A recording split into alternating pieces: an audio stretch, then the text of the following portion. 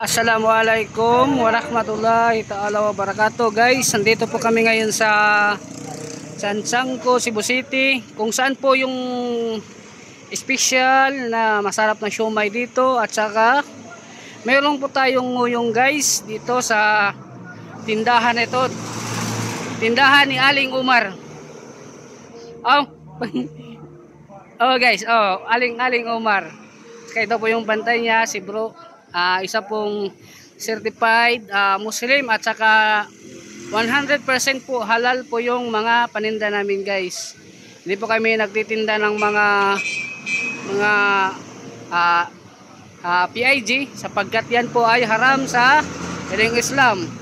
Saka guys, meron po kaming maliit na refrigerator.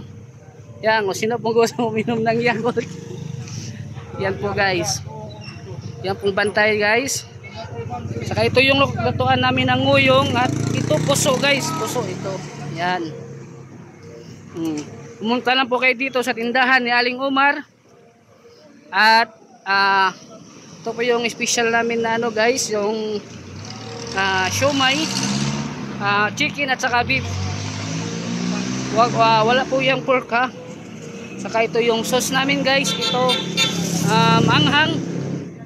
manghang at saka manghang pa rin, saka kalamansi, toyo guys. Ito po guys yung puso guys na 5 piso kasi ang liliit kasi. Yan po guys, inshallah guys magkapasyal po kayo dito sa Sansangko, Cebu City. Ito po ang pinaka masarap na siomai dito sa nagtitinda ng siomai at saka nguyong guys. Kaya pasyal-pasyal po kayo dito. Ito po yung natin si Brother Abdullah, yung ating ibig sabihin ng Abdullah hindi yung sinasabi ng mga kupar na si Abdul ang tatay daw ni Muhammad ay si Abdul Allah.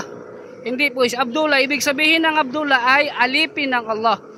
Tayo po ay lahat ay alipin ng Allah. Kaya sa kanya tayo magpasakop, sa kanya tayo magpakupkup, sa kanya tayo humingi ng tulong at sa kanya tayo matakot. Huwag tayo matakot sa drug lord. Kasi yung drug lord na mamatay yan. Ayan po guys ha. Ayan po yung namin guys ha.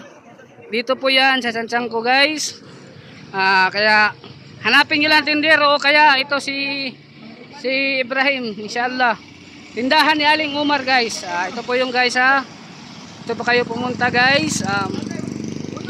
Hanggang dito lang po guys. At saka bumili po kayo at sila pa rin. Nandun sa kabila sila pa rin.